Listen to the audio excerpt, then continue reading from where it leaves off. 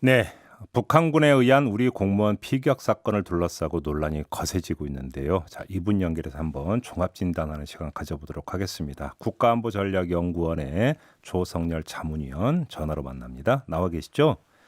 예, 안녕하세요. 네, 안녕하세요. 일단 좀 이거 사건의 전말에 대해서는 지금 뭐라고 예단할 수는 없습니다만 좀 이해가 가지 않는 대목이 하나 있어서 먼저 이전부터 좀 질문을 드리고 싶은데요, 위원님. 예, 예. 어제 민주당에서 나온 이야기가 월북 시도는 사실로 확인돼 가고 있다. 이런 멘트가 나왔거든요. 예, 예. 그러면서 언론 보도를 종합을 하면 아마도 이제 통신 감청에 기초해서 이렇게 이제 판단을 하고 있는 것 같은데, 근데 시신 훼손과 관련해서 또 조심스럽거든요. 그러면 이렇게 하나는 확인돼 가고 있다고 이야기하는데 또 하나에 대해서는 대단히 조심스러운 태도를 보이는 걸 이해를 할 수가 없는데 어떻게 봐야 되는 겁니까, 이 점은? 예, 아마 그 집권 여당으로서는 이제 밝힐 수 있는 것과 밝힐 수 없는 것 간의 어떤 딜레마에 빠진 것 같습니다. 예. 무엇보다도 제가 우려하는 것은 우리 국내 문제로 인해서 음. 우리 군의 어떤 정찰 자산이 노출되는 것 그런 위험성이 있지 않나 생각합니다. 네. 그래서 지금 여러 가지 얘기가 나오고 있는데 음. 사실은 이제 여론의 압력, 그다음에 이제 정치적인 쟁점이 되다 보니까 사실 군 내부에서 공개하지 말아야 될 것들까지 지금 나오는 것 같아서 뭐 그런 게 좀 아쉬운 감이 있습니다. 그러면 애당초 그 월북이고 시신을 훼손했고 뭐 이런 부분들에 대해서 너무 이게 이제 그 섣부르게 지금 발표를 했다 이렇게 보시는 겁니까, 위원님 같은 경우는? 예, 제가 볼 때는 초기에 예. 너무 구체적으로, 그러니까 구체적이라고 하는 것은 뭐 사실을 은폐한다는 의미가 아니라요. 예. 다분히 어떤 국민의 감정을 이렇게 자극할 수 있는 부분들이 음. 너무 빨리 공개되면서 이 어. 본말이 이제 좀 전도됐다고 생각합니다. 그러니까 원래 실태 규명보다도 예.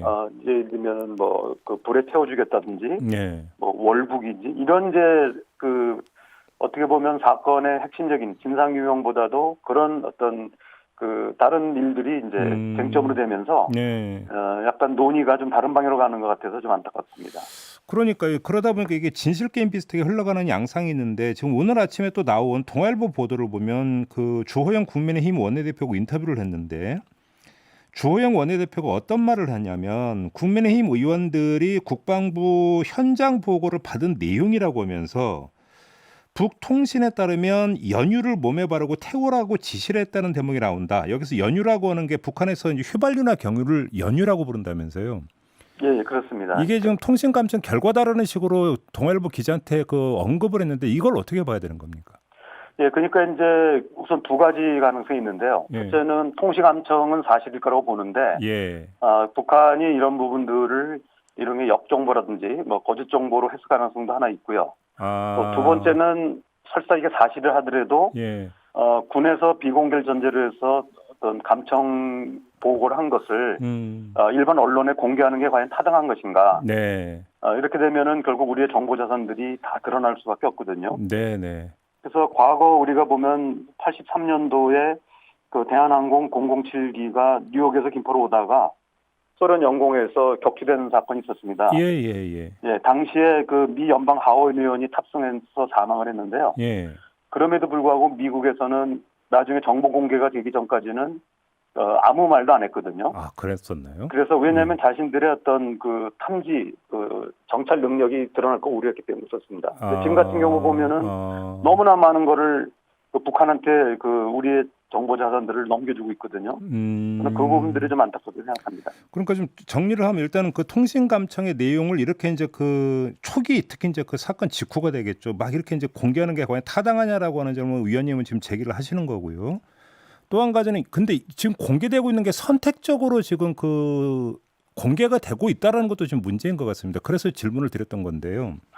예, 바로 그렇습니다. 사실은 이게 차라리 그러면 모든 걸 다 공개하면 또 예. 문제가 없는데 네, 그러니까요. 이게 이제 뭐 군이 됐든 이런 뭐 정부가 됐든 요구에 의해서 하나씩 밝히다 보니까 이게 네. 이제 서로 또 이걸 받아들이는 사람들도 자기한테 유리한 것만 이제 활용하거든요. 오히려 그게 정치적 논란을 키우는 거죠. 예, 오히려. 그래서 저는 이제 이런 부분들이 처음부터 음.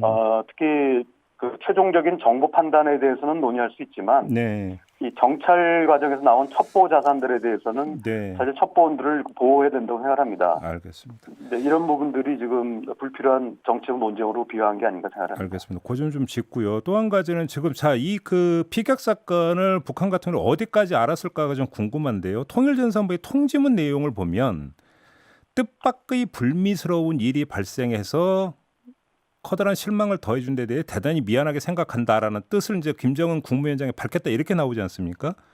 근데 예. 여기서 밑줄을 쳐야 되는 게 뜻밖이라고 하는 이 세 글자인데 뜻밖이라고 하는 거는 나는 몰랐다 이런 뜻이 되는 거잖아요. 예, 그렇습니다. 그러니까 이거는 어차피 이번 사건 자체가 우발적인 것이고요. 네. 우리 정부도 그렇고 북한도 그렇고 기획한 건 아니지 않습니까? 예. 일단 그런 면에서 뜻밖의 내용이라고 볼 수 있고, 예. 그리고 이제 중요한 건 이제 사살 명령을 누가 했냐가 중요한 거거든요. 그렇죠. 예, 그래서 이 사살 명령의 경우 보면은 지난 6월 13일 김여정 당 제1부부장이 대적 행동 행사권을 총참모부에 위임한다고 얘기했고요. 예. 또 이걸 받아서 6월 17일 총참모부가 그 대북 그 군사 행동 계획을 공개한 바가 있습니다. 예. 그래서 이런 정황을 보면은 결국 이제 이번 사살 명령의 최종 책임자는 그 박정천 총참모부장이 가능성 없고요. 아하. 또는 이제 북한의 이제 해군사령부 김명식 대장, 예. 그 밑에 있는 이제 서해함대 사령부 예. 이런 지휘 계통으로 해서 예. 사살 명령이 내려진 게 아닌가 생각합니다. 그러면 김정은 국무위원장이나 김여정 제1부부장은 몰랐을 가능성이 있다고 보시는 겁니까, 위원님? 그러니까 이미 이제 그 6월 13일 그 위임을 한다고 얘기를 했거든요. 예. 그리고 이제 이와 또 별도로 계속 그 국경 지역에서 그 이제 비밀 밀수 사건들이 계속 나오니까. 네. 사회 안전성이 폭우를 내려서 국경에 접근한 자는 이유 불문하고 사살하는 명령이 내렸고요. 네.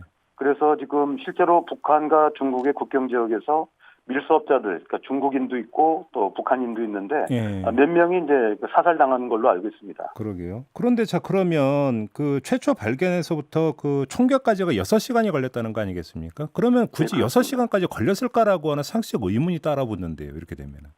그러니까 처음에는 이제 그 수산사업소의 그 부업선이라고 그러죠. 민간 선박이 먼저 발견한 것 같고요. 예. 그래서 이거를 이제 군 쪽에 북한 해군 단속정에 연락을 해서 해군 단속정에 왔는데 여기서 또 2시간을 이제 아마 그 연결된 끈이 풀리면서 놓쳤던 것 같습니다. 네. 그래서 2시간 동안 이제 헤매다가 다시 이제 2시간 뒤에 발견한 이후 그 상부의 지시를 받고 아마 사격을 한 걸로 지금 나온 것 같습니다. 그래서 실제로 우리가 6시간이라고는 하지만 그 과정을 보면은 이제 군이 출동해서 사격에 이르는 과정까지는 한 3시간 정도 이렇게 볼 수 있을 것 같습니다.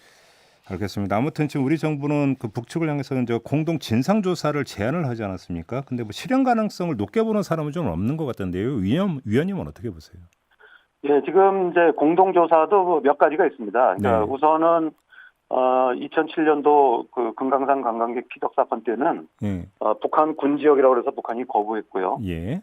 여기도 사실은 북한군 관할 지역이긴 하지만 사실 현장의 의미가 별로 없거든요. 이 계속 바다다 보니까 파도가 치고 이미 물이 다 바뀌어 있어가지고 그래서 현장을 가봐야 사실 남는 건 없고요. 오히려 지금처럼 한국군이 그 부유물이나 잔해물 이런 걸 찾는 작업이 우선이라고 봅니다.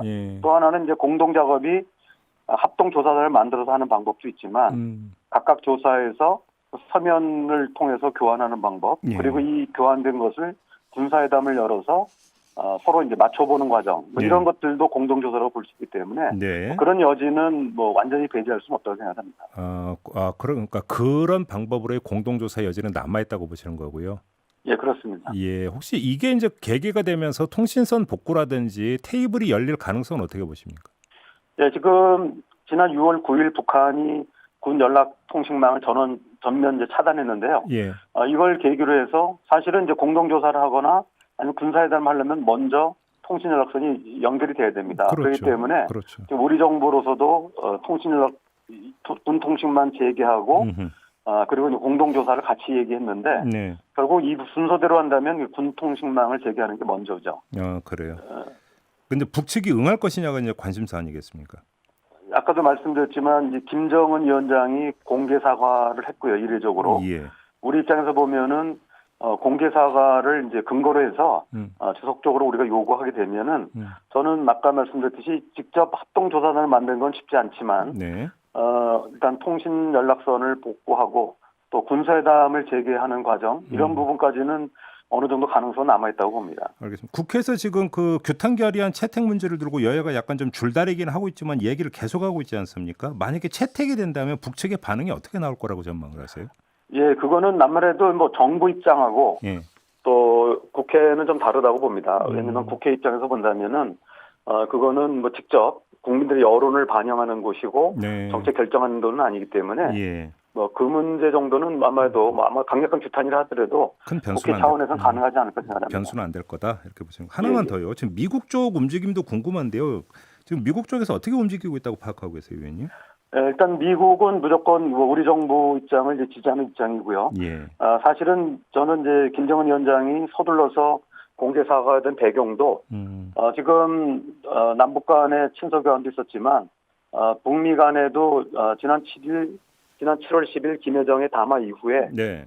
뉴욕 채널이 열려서 지금 물밑 접촉이 있는 걸로 알고 있습니다. 아, 그래요? 예. 그렇기 때문에 저는 이제 뭐 완전한 예. 3차 정상회담 같은 옥토버 서프라이즈는 아니지만 김여정의 방미와 같은 형태, 그래서 폼페오와의 고위급 회담 네. 이런 형태가 뭐 10월 중하순경에 가능성도 있다고 봅니다. 아마 잠깐만요. 그렇기 때문에 북미 고위급 회담 가능성이 있다고요? 10월 중에? 예, 그 있습니다. 지금 폼페오 국무장관이 10월 7일 날 오는데요. 예. 지금 이제 지금 최근에 보면은 김현종 제2차장이 미국에 갔다 왔고 이동 본부장도 현재 미국에 계십니다. 예. 그리고 이동 본부장이 얘기한 것 중에서도 이번에 이제 피살 문제도 있었지만 종전선언과 관련된 문제 한다고 얘기를 했거든요. 네네네. 이 문제는 사실은 이제 미국이 북한에 줄 수 있는 카드이기 때문에 아마 이 문제를 논의하러 간 걸로 보이고요. 그럼 이게 한미 간의 조율 하에서 지금 종전선언 이야기가 나온 거로 봐야 되는 겁니까? 제가 볼 때는 뭐 사전 조율이라기보다는 지난번에 이제 그 서훈 안보실장님과 오브라이언 국가안보보좌관님이 이제 두 분의 전화 통화하고 최정권 차장, 김현종 2차장 계속해서 우리 측 인사들이 가고 있고 지금도 오늘 이제 그 미 국무부 대통령 특사가 지금 방안에 있거든요. 예.